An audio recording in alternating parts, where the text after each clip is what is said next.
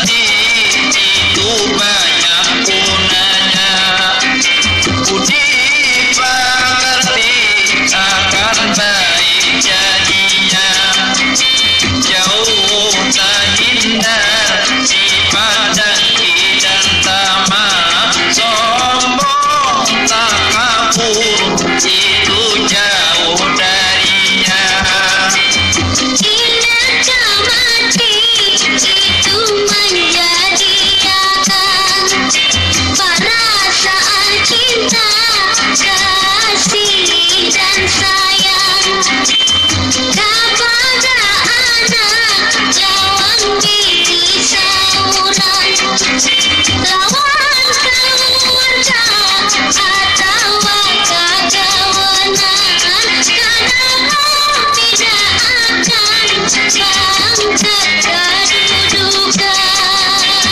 Ingatkan mati itu diharuskan, jangan mengumur kalau memikirkan ibadah sunyi atau di tengah malam. Itu kurang batasan di dalam ingatan. Satu mat saja ingat disukma umpat pulang. Kalau nancaya itu kita membanggakan, lawan sendiri jadilah ingatan. Rancang untuk kadang mengaruh, di mana duduk di situ batang jawilah. Kailah kita bisa menjadi